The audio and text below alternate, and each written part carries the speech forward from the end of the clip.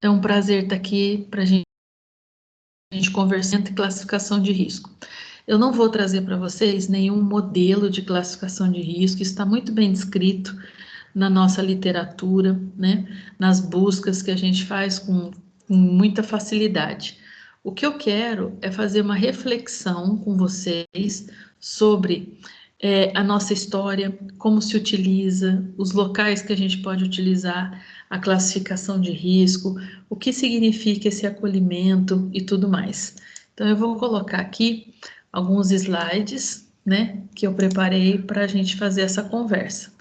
O meu nome é Shirlene Pavelqueires, eu sou professora doutora na Faculdade de Medicina de Marília, desde outubro de 1998, e também desde fevereiro de 2018 eu estou na Faculdade de Medicina da FEMA, em Assis. E trabalhei por 12 anos na unidade de emergência em Ribeirão Preto, de 1987 a 98.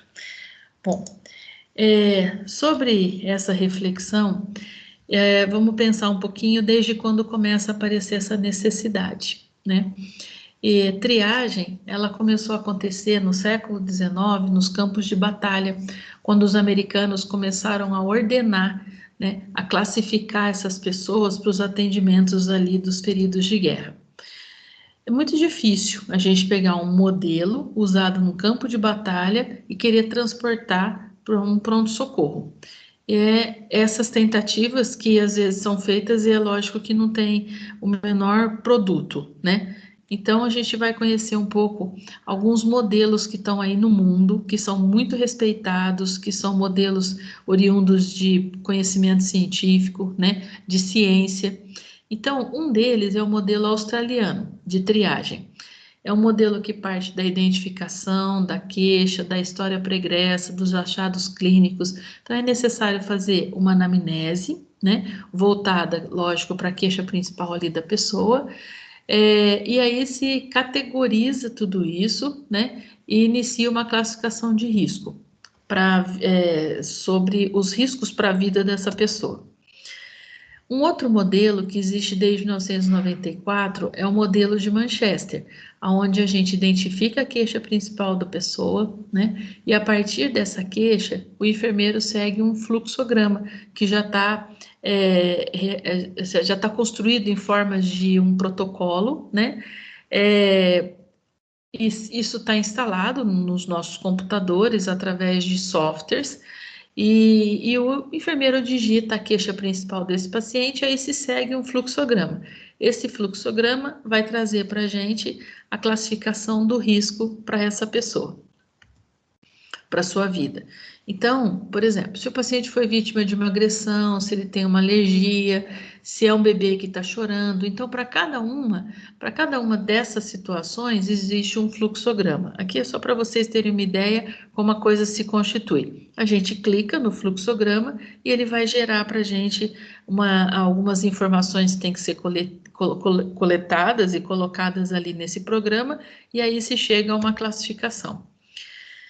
Um outro modelo que existe desde 1997 é o modelo canadense de triagem, e se faz uma escala de risco. Então, o nível 1 é um paciente que precisa, assim, de uma situação já de ressuscitação, né, ou de reanimação. O nível 2, a gente tem até mais ou menos 15 minutos para fazer o atendimento. O nível 3, você tem até 30 minutos, então representa uma urgência. O nível 4 é um paciente numa urgência mais relativa, e a gente tem até 60 minutos para fazer o atendimento. E o nível 5 não significa uma urgência, a gente tem até 120 minutos para realizar o atendimento.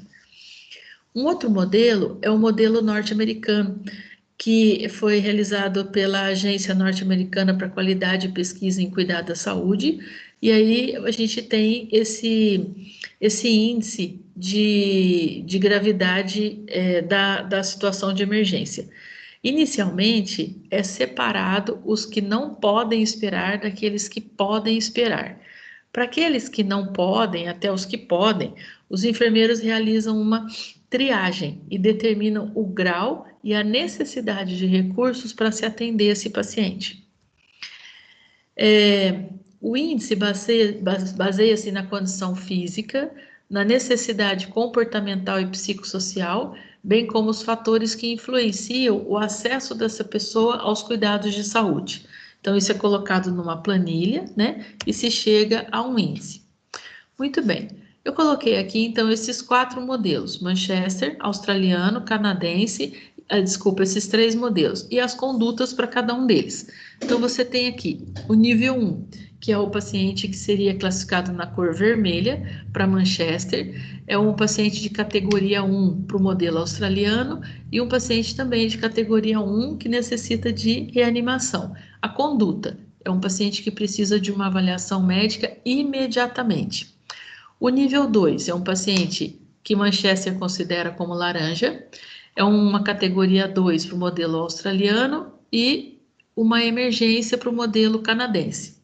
Então, é aquele paciente que a gente precisa de uma avaliação médica de no máximo 10 minutos de espera. Os pacientes de nível 3 são os pacientes urgentes, são aqueles classificados por Manchester na cor amarela. É a categoria 3 para o modelo australiano e também é o paciente que está numa situação de urgência para o modelo canadense. Então, aqui você tem uma avaliação médica em até 30 minutos. O pouco urgente, que é o nível 4, é um paciente verde para o modelo de Manchester. A categoria 4 é uma situação de potencial urgência que tem riscos de complicações para o modelo australiano. E para o modelo canadense é um paciente considerado pouco urgente. E aí a gente precisa, quer dizer, é um paciente que necessita de uma avaliação médica num tempo de até 60 minutos. E o não urgente, que é classificado por Manchester na cor azul, é a categoria 5 para o modelo australiano, e também 5 para o modelo canadense, considerado não urgente também. É uma pessoa que precisa de uma avaliação médica em no máximo 120 minutos. Bom, esse quadro é só para a gente mostrar que em nenhuma das situações aqui é colocado o local onde o paciente vai ser atendido, mas é colocado o tempo que essa pessoa tem de espera, em média, para ter o seu problema de saúde atendido e iniciar uma resolução. Por esse quadro, percebe-se que não há controvérsias entre os sistemas, entre os modelos, né? Que, na verdade, eles se complementam, né? Então, por que, então, a gente faz uma escolha para o modelo de Manchester? Por que a gente não escolheu o modelo canadense, o modelo australiano, para a gente utilizar em nosso país? Eu queria mostrar para vocês que no ano de 2011 foi publicado no jornal O Globo essa nota. Contratos suspeitos do SUS com empresa portuguesa chegam a 420 milhões. E aí nessa nota diz que a mesma empresa que fechou um contrato já cancelado de 365 milhões com a Fiocruz no mês passado, né, no mês de agosto de 2011, foi contratada pelo governo de Minas Gerais por 48 milhões em 2007. A companhia portuguesa deveria fornecer 8.000 licenças de um software de triagem emergencial de pacientes, mas os pontos de atendimento do SUS não tinham computadores, equipamentos médicos, acesso à internet ou mesmo energia elétrica necessários para instalar e aplicar o programa. Essa notícia está publicada, está na internet, disponível nesse site aqui, do jornal O Globo. Isso só para mostrar para a gente que a escolha, ela não partiu de uma necessidade dos profissionais de saúde ou de uma busca dos profissionais de saúde por um modelo que resolvia os problemas de saúde dos nossos pronto-socorros de norte a sul do nosso país. Esse modelo foi escolhido por um ato de corrupção. Então, é muito importante que a gente perceba se esse sapato cabia de fato no nosso pé.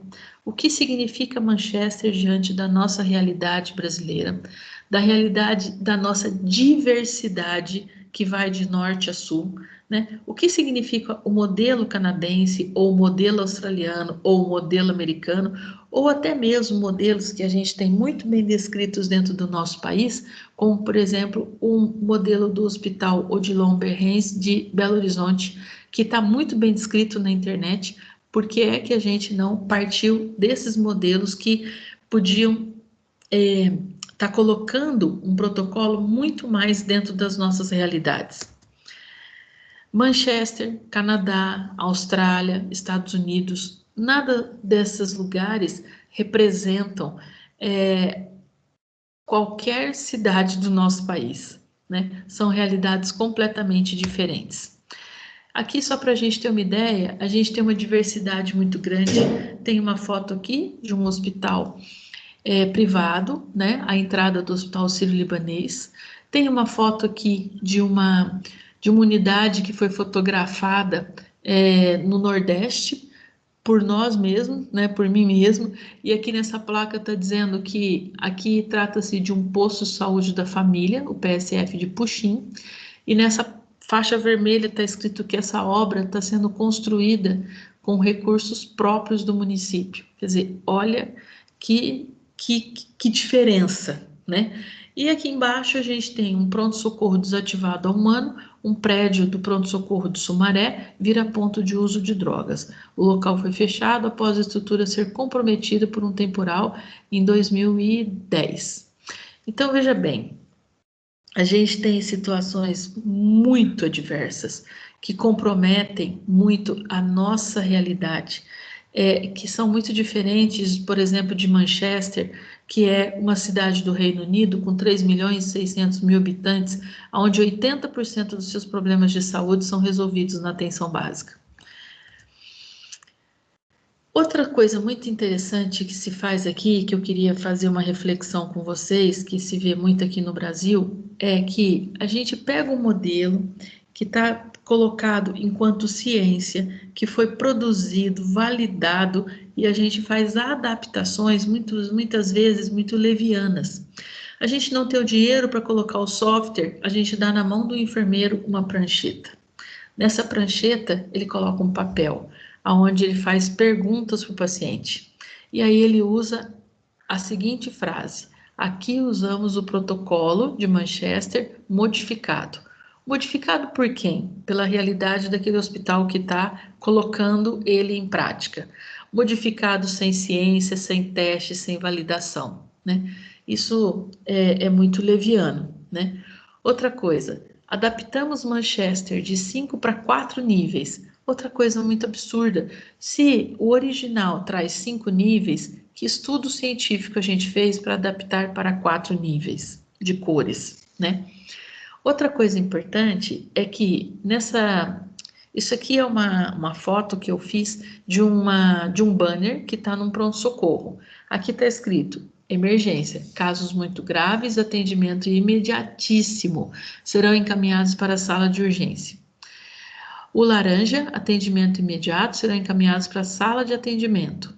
O laranja, uma urgência, atendimento priorizado, né, em cadeiras, aguardar em cadeiras. O verde é uma menor urgência, atendimento não priorizado, aguardar em cadeiras. Quer dizer, você tem uma urgência e uma de urgência menor aguardando no mesmo lugar. E o azul aqui são casos para atendimentos na rede básica, centros de saúde, PSF, atendimento psicossocial. Primeiro ponto, para a gente pensar um pouco. Por que colocar um banner desse? O que se espera? Se espera que a população, ela decida, ela resolva onde é que ela vai ser atendida, que ela própria interprete o seu problema de saúde, que ela própria defina o local onde ela vai procurar para ser atendida. Não faz sentido isso aqui. Quem deve atender o paciente com dignidade e resolver, muitas vezes, o local e o tempo que ele tem para ser atendido, é o profissional que vai fazer o seu acolhimento e a sua classificação de risco.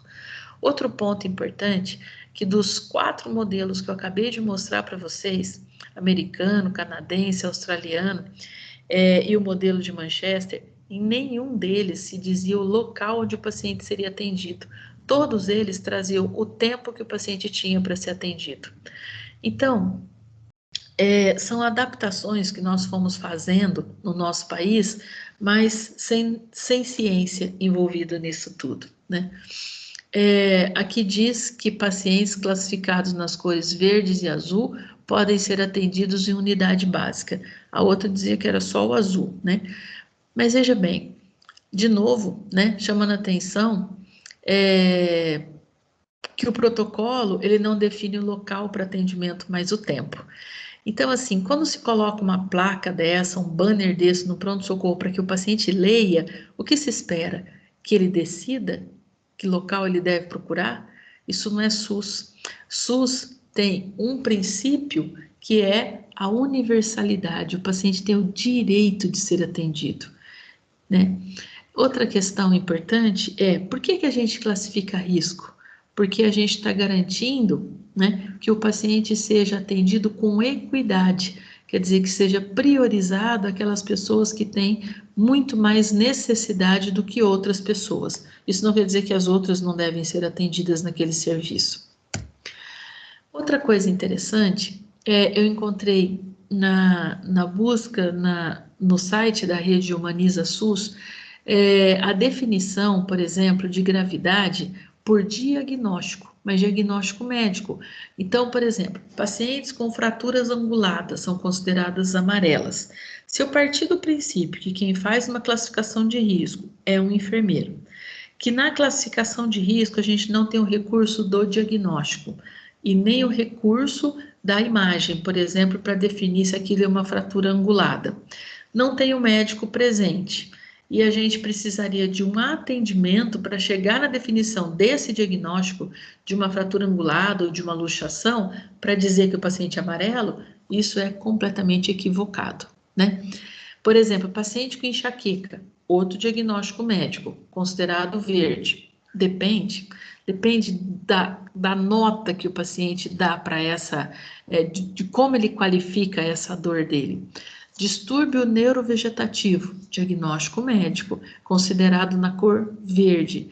Asma fora da crise, tudo isso é diagnóstico médico, não poderia ser base nem fundamento para a gente fazer uma classificação de risco. Muito bem.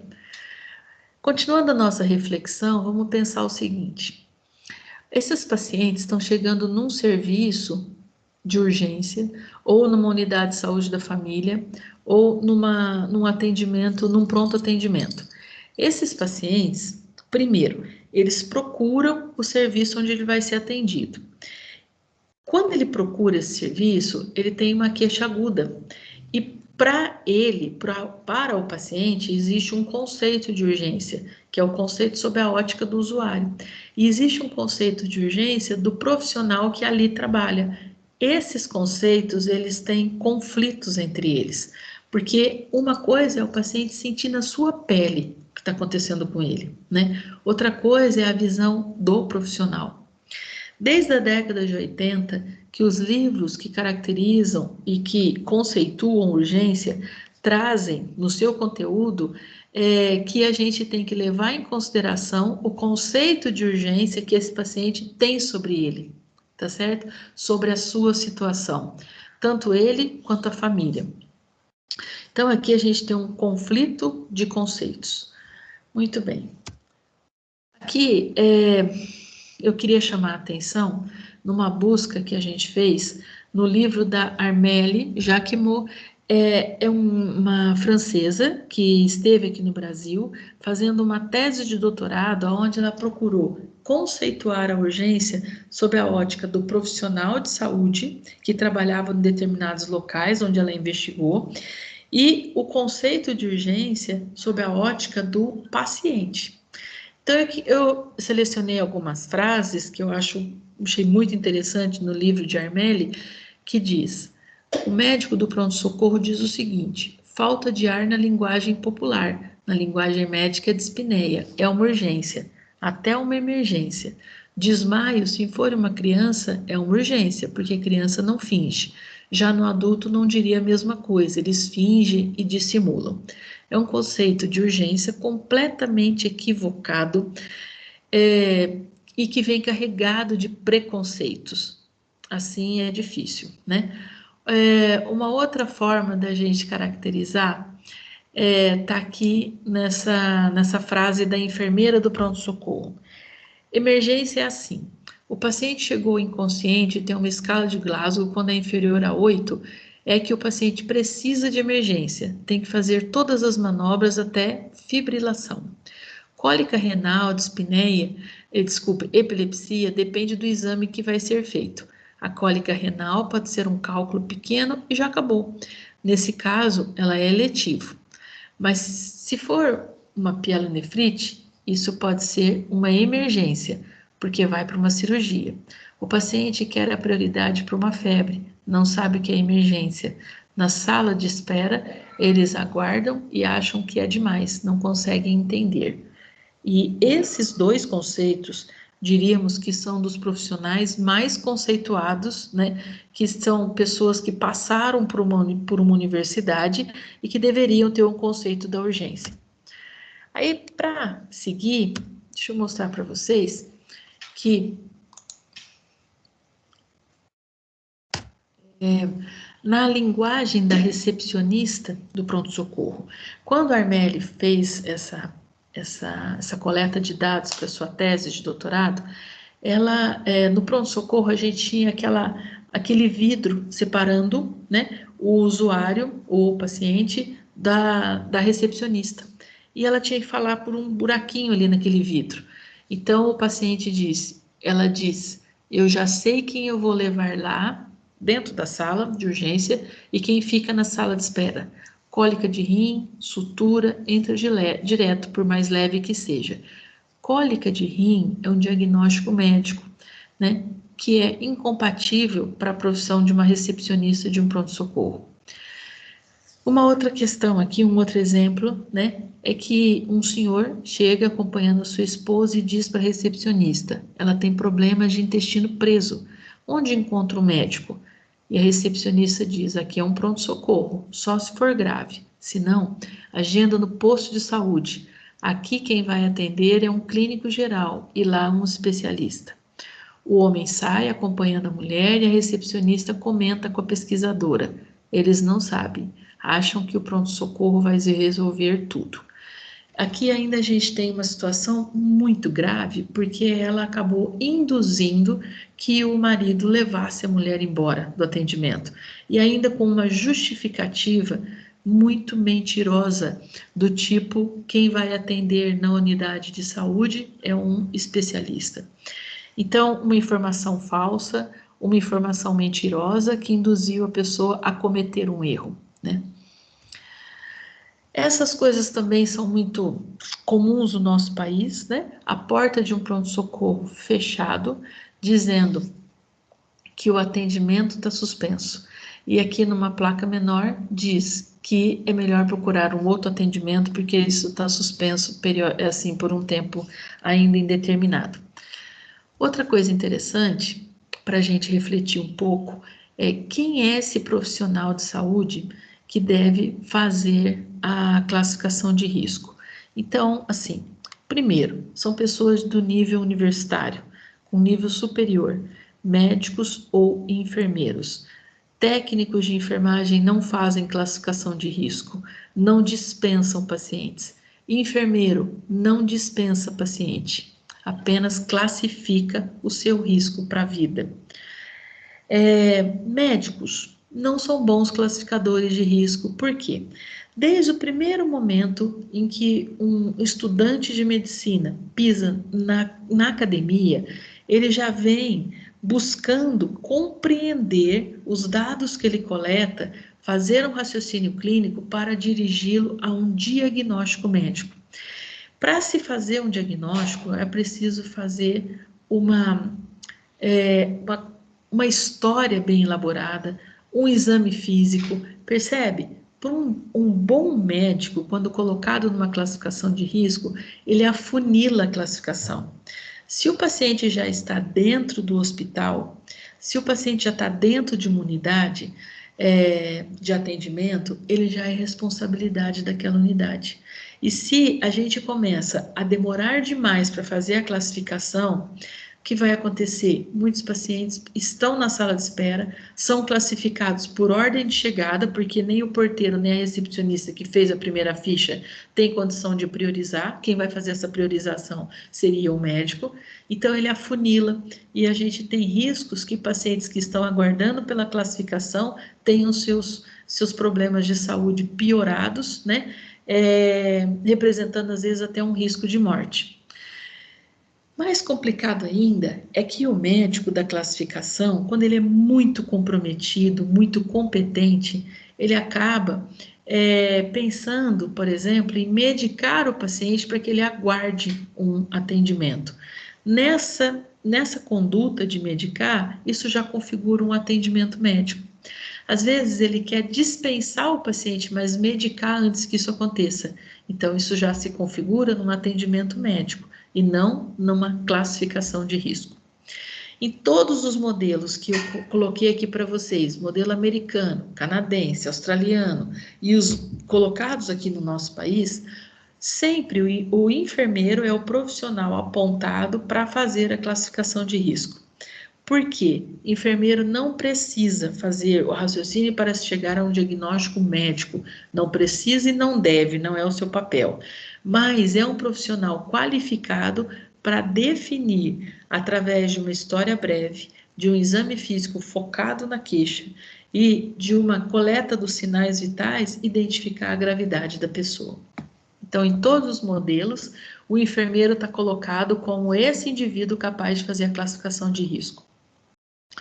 Outro ponto importante, né, é que enfermeiro precisa saber fazer coleta, né, saber fazer uma anamnese e iniciar um raciocínio clínico. O enfermeiro precisa ser capacitado para fazer uma inspeção, perceber riscos já na inspeção, na palpação, na percussão e na ausculta. Muitas vezes o paciente chega com um exame complementar, com o resultado de um exame que ele acabou de pegar e ele está se sentindo muito mal. Então, é importante que esse enfermeiro tenha a mínima condição de olhar para um exame, né, complementar e fazer uma interpretação também de gravidade. Aqui diz que o enfermeiro que realiza a classificação de risco deverá conhecer sintomas, a clínica e a implicação destas condições, não para realizar um diagnóstico médico, mas para buscar uma intervenção médica imediata para aqueles pacientes que necessitam de uma intervenção o mais rápido possível. Eu coloquei esse emaranhado aqui porque muitas vezes numa classificação você acaba tendo várias direções a tomar, a seguir, e o enfermeiro precisa saber qual é a melhor, quais são os recursos disponíveis naquela unidade onde a gente atua, qual é a terminalidade dessa unidade onde a gente atua, né? Se os problemas de saúde dessa pessoa podem ser resolvidos ali. Se não podem, não é ela que transfere o paciente, mas é ela que procura esse médico o mais rápido possível, que agiliza o transporte e a transferência desse paciente para um serviço que vai resolver os problemas dessa pessoa. E muitas vezes, já na própria classificação de risco, o enfermeiro acaba implementando algum cuidado, porque a necessidade do paciente ela é veemente, ela é muito grande, né? Com riscos muito grandes para a sua vida. E eu gosto dessa figura porque, assim, esse enfermeiro é um enfermeiro, esse gatinho, para mim, representa um enfermeiro que trabalha numa classificação de risco, porque é um indivíduo que precisa ter muita coragem, muita noção do seu trabalho, muita noção do risco que ele próprio corre, tá certo? Ao classificar errado um paciente, ao não saber o que está fazendo e não saber a responsabilidade dessa missão que foi dada a ele. Muitas vezes, dentro da própria classificação, se o paciente, por exemplo, sofre uma parada cardiorrespiratória, é preciso conhecer os protocolos, o que fazer primeiro. Então, às vezes, dentro da própria classificação, a gente às vezes precisa de equipamentos para resolver situações tão drásticas como essa. A questão é, se as nossas escolas estão construindo a competência necessária para o desempenho desse tipo de ação. Se as nossas escolas estão comprometidas com a necessidade do mercado de trabalho. São enfermeiros que precisam de conhecimento, habilidade e postura, atitude, que tenha tomada de decisão como uma das suas características maiores e que seja líder nisso tudo, né? Fica aí essa reflexão para a gente, né? O Corém traz uma resolução em 2012 que diz que a assistência em serviço de urgência é privativa ao enfermeiro, que para executar a classificação de risco e priorização da assistência, o enfermeiro deve estar dotado de conhecimento, competência e habilidade que garantam rigor técnico científico ao procedimento, que o procedimento que se refere a essa resolução deve ser executado num contexto de um processo de enfermagem e pautado nos princípios da Política Nacional de Humanização, que é do acolhimento, e que cabe aos conselhos regionais de enfermagem acompanhar a realização desses procedimentos. Então, existe uma legislação dizendo que o enfermeiro é, sim, esse profissional que deve estar na linha de frente da classificação de risco. Mas, já em 1999, o Corém, a Câmara Técnica, que falava de ética, ela colocou que, em hipótese alguma, o enfermeiro poderá dispensar qualquer paciente, pois não é de sua competência legal. Portanto, mesmo com a confecção de protocolos reconhecidos dentro das instituições, quer dizer, protocolos próprios, né? Se esse enfermeiro dispensar qualquer paciente, ele está incorrendo no exercício ilegal da profissão de medicina. O exercício de triador, quer dizer, ele escolheu, ele separou, ele disse qual paciente deveria ser atendido aqui nesse serviço ou não. Isso significa que é um ato médico. A dispensa de um paciente, de um serviço de saúde, só compete a um médico e não deve ser feito por um enfermeiro. Bom, a gente está dizendo de autonomia, que o enfermeiro tem autonomia para classificar o risco. A pergunta é se as nossas escolas estão preparando esses enfermeiros capazes de usar esse grau de autonomia. Outra questão importante para a gente refletir. Para que a gente classifica o risco de uma pessoa? Né? Porque os hospitais estão lotados. Lotados de quê? Teoricamente, se a gente faz um estudo, e a gente fez isso no HC de Marília, a gente viu que cerca de 70%, e não é diferente dos outros hospitais ou das UPAs, cerca de 70% dos pacientes que ali estão são azuis ou verdes. Quer dizer, são pacientes que têm um tempo muito alto para ter seus problemas de saúde resolvidos, né? Mas são pacientes que também poderiam ter o seu problema de saúde resolvido em outras instâncias, né? Em outros serviços e não necessariamente estar dentro de um pronto-socorro.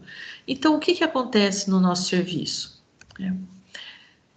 Por isso, os hospitais estão lotados, alguns têm a pachorra, a capacidade de fechar as suas portas.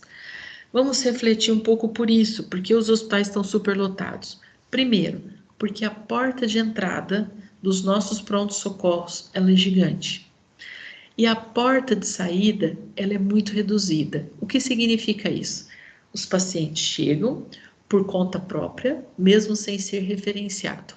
Mesmo quando a gente coloca que nesse hospital só atende paciente referenciado, por ética, por uma questão de compromisso com o SUS, a gente tem que garantir que o paciente tenha seu problema de saúde resolvido em outra instância. Resolvido, por exemplo, numa UPA. Então, a gente tem que ter UPA, pronto atendimento instalado dentro de uma cidade. A gente precisa ter um serviço de atenção básica que acolha o paciente nas suas necessidades. Em 2002, foi lançada a Política Nacional de Urgência e, a partir dela, as condutas, ali diz o que é um SAMU, o que é uma regulação médica, né? Todos os componentes da rede de urgência estão bem descritos ali. E essa política, 2002, são 18 anos, a gente não conseguiu dar um passo de avanço nesse sentido. Ali diz que o serviço de atendimento de urgência, ele foi dividido em dois ambientes, o pré e o intra-hospitalar. O intra-hospitalar são os nossos prontos-socorros. O pré-hospitalar, você tem aquele fixo e o pré-hospitalar móvel. O fixo são unidades de saúde da família, UBSs e os pronto atendimentos. Os móveis são aqueles que são oriundos da saúde, como o SAMU, e os não oriundos da saúde, como, por exemplo, o Corpo de Bombeiros e a própria Polícia Militar. Então, já nessa classificação, a gente vê que o Ministério da Saúde, lá em 2002, disse que a atenção básica tem compromisso dentro da rede de atenção à urgência e que ela deve iniciar uma cadeia de reanimação para esse paciente que procura o serviço. É muito interessante, tem um parágrafo nessa Política Nacional de Urgência que diz assim, que é inadmissível um paciente ser seguido por 10 anos numa unidade de saúde da família, por exemplo, por hipertensão arterial, e um dia que ele chega nessa unidade com uma crise hipertensiva, ele não é sequer acolhido. E ninguém, melhor do que aquela unidade, conhece o paciente, conhece o que gera crise e conhece a possibilidade de saída dessa crise. Então, assim, em 2002 já estava muito bem definido que as unidades da atenção básica têm sim um compromisso dentro desse contexto da rede de urgência. Por que a nossa porta de saúde, de saída, ela é tão afunilada? Quando o paciente entra, ele fica muito tempo parado no pronto-socorro, aguardando um exame complementar. Em alguns prontos-socorros do nosso país, cerca de 30% dos exames que foram solicitados não são sequer checados. O paciente vai embora antes que fique pronto o resultado ou ele não é checado. Isso é um gasto enorme para a instituição, mas o paciente foi submetido a um exame que não era necessário.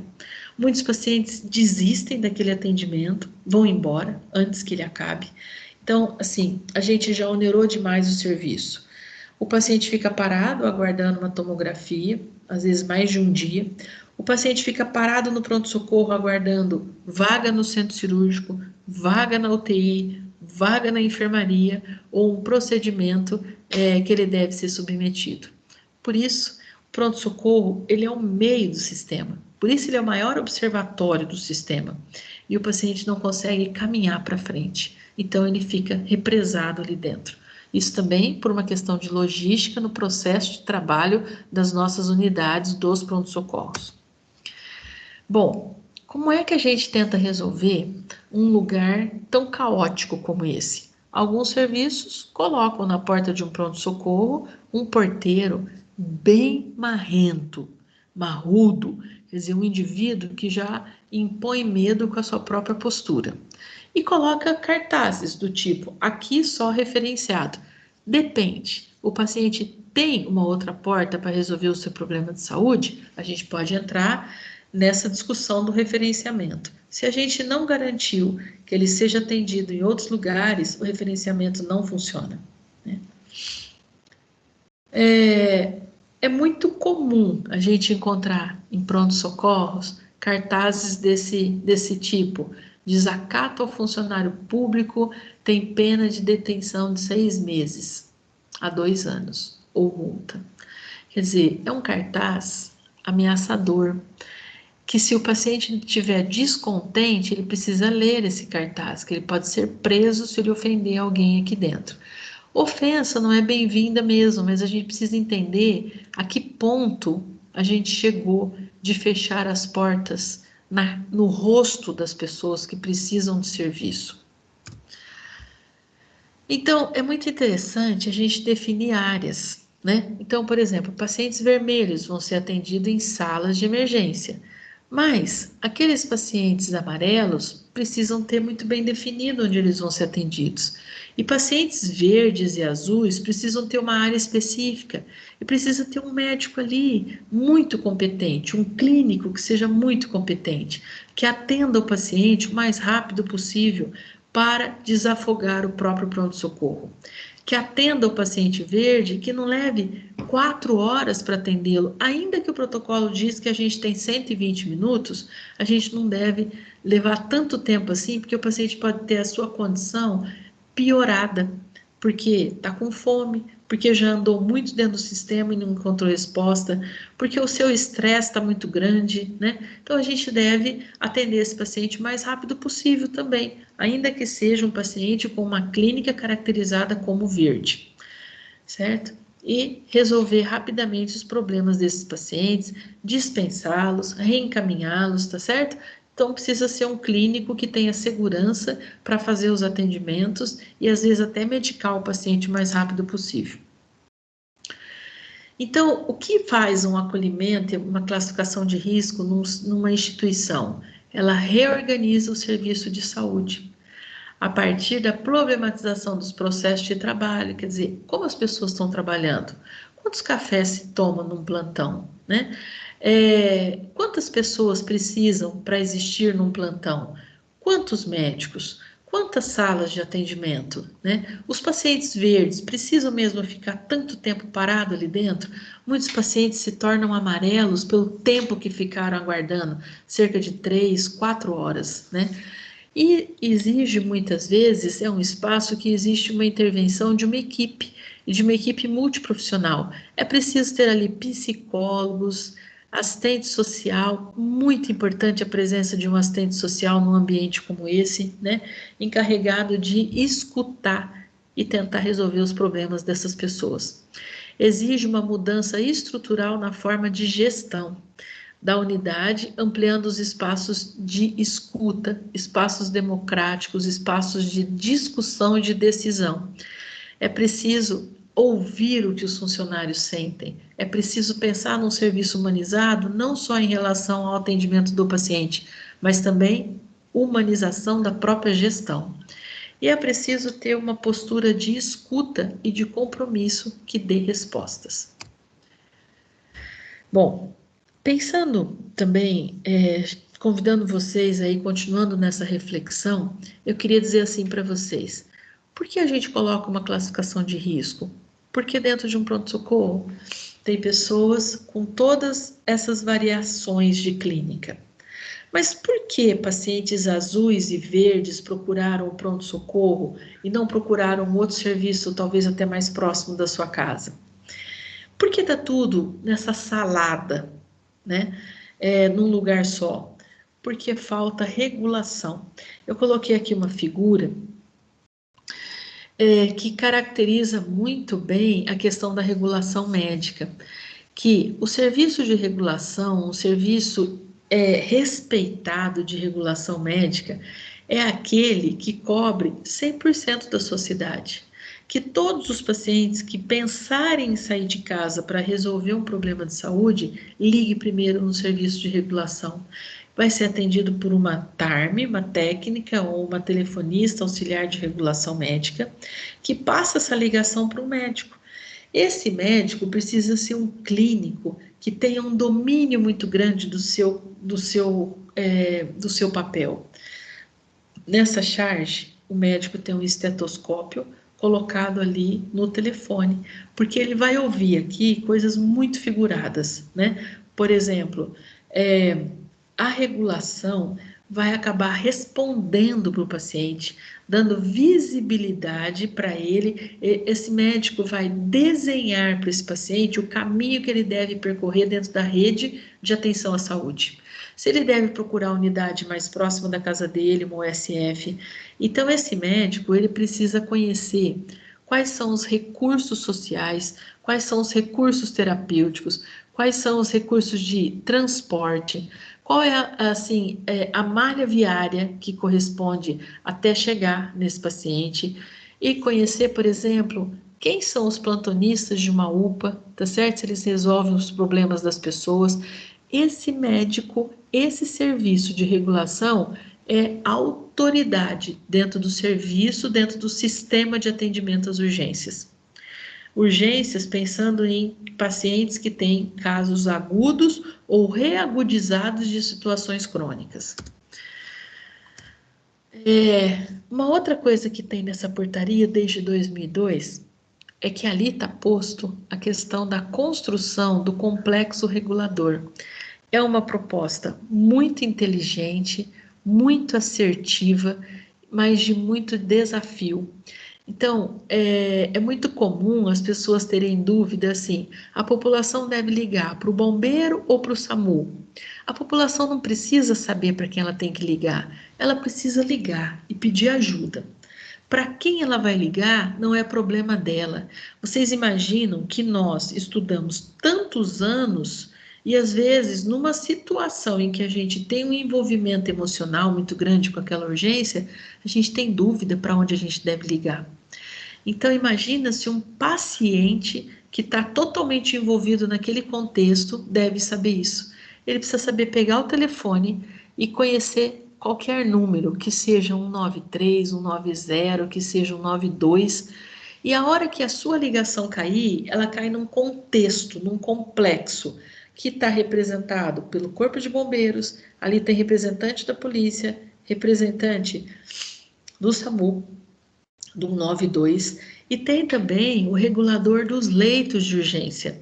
Esse regulador, por exemplo, enquanto essa pessoa está ouvindo no telefone, que é uma queixa compatível, por exemplo, com um infarto agudo do miocárdio, esse médico que regula os leitos de urgência já pode dizer onde está a vaga da hemodinâmica para fazer esse cateterismo ou essa desobstrução o mais rápido possível.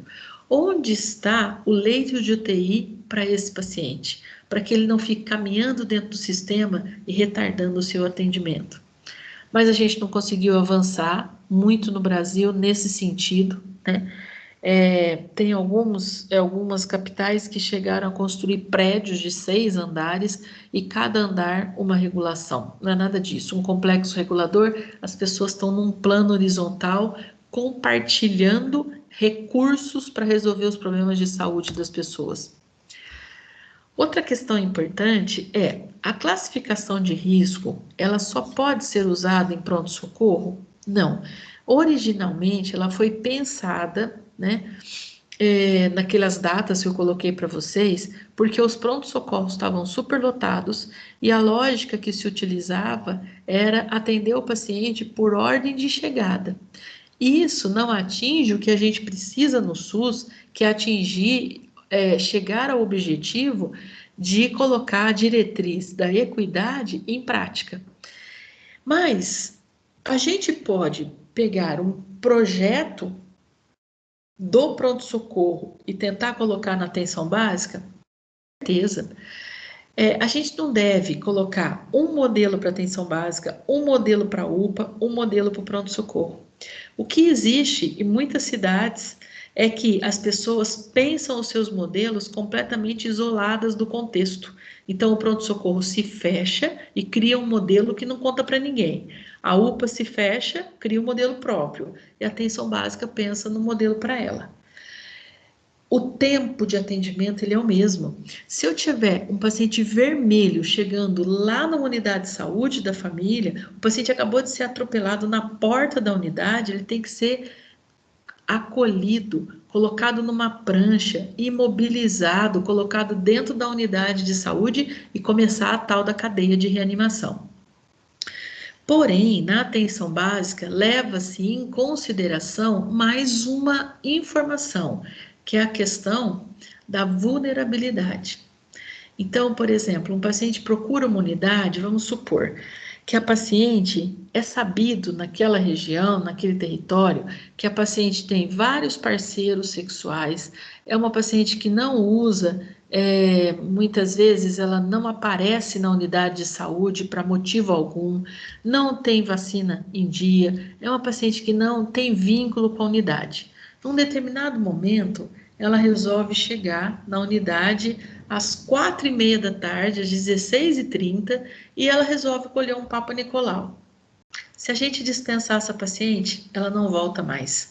Então, a gente está falando de vulnerabilidade. Então, muitas vezes é um paciente que poderia ser agendado para um outro momento, para um outro dia, mas a gente vai ter que considerá-la sim como uma paciente até amarelo ou vermelho e ser acolhida nesse momento dentro dessa unidade. Então, vamos pensar um pouco. Quem são os pacientes azuis? São pacientes que muitas vezes que vêm buscar uma orientação específica, tá? Sobre ofertas de procedimentos em saúde. que quer adiantar uma consulta, que quer refazer uma receita, né? Então, são pessoas que podem sim ser agendados para os próximos dias. Mas é importante a gente olhar para a questão da história da pessoa e da vulnerabilidade.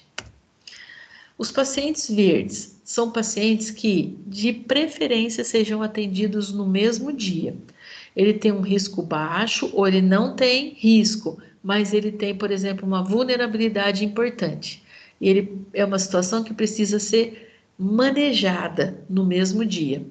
Por isso que o agendamento do médico de uma unidade de saúde, ele tem que ser, por exemplo, principalmente as unidades de saúde da família, precisa ter uma agenda que seja mais flexível, que tenha intervalos entre um paciente e o outro, para poder encaixar esses pacientes que chegam, para não serem sequer visto pelo médico e já ser dispensado da porta da unidade, para um pronto-socorro ou coisas assim. Então, os pacientes verdes, eles devem ser atendidos no mesmo dia, né? Mas a gente precisa checar também a questão da vulnerabilidade. Um paciente amarelo, ele tem um risco moderado, ele necessita de uma intervenção breve pela equipe. Muitas vezes é necessário gerar um conforto ali pela própria equipe de enfermagem, né? E ela vai influenciar a ordem do atendimento, porque o paciente tem que ser encaixado nesse mesmo momento. Então, é um paciente que tem um risco relativo, tá certo? Mas ele não pode voltar para casa nem ser agendado num outro dia. Por isso que a agenda precisa ser flexível. E, assim, pensando nessa autonomia e no compromisso que o enfermeiro tem, o enfermeiro de uma unidade de saúde da família, ele não deveria estar envolvido no conserto do compressor do dentista, ou como se diz, na escala do funcionário. É um profissional que tem uma formação dentro de uma academia, tem uma formação superior, então deveria estar atendendo pessoas. Todos esses pacientes precisam chegar na unidade e ser acolhido por um enfermeiro, mesmo os agendados, porque às vezes ele agendou uma consulta há 2, 3 meses, mas hoje ele está numa condição às vezes mais aguda ou reagudizada. Então, assim, cerca de 70 a 80% dos problemas que chegam numa unidade de saúde poderiam ser resolvidos só pelo enfermeiro, ou pelo enfermeiro principalmente. E a gente deixaria para consulta do médico aqueles pacientes que não aderem ao tratamento, que ainda aderindo ao tratamento não tem melhora do seu quadro clínico. Então, a gente teria uma agenda do médico mais equânime, um pouco mais flexível, e que essa agenda possibilitaria os encaixes dessas queixas agudas.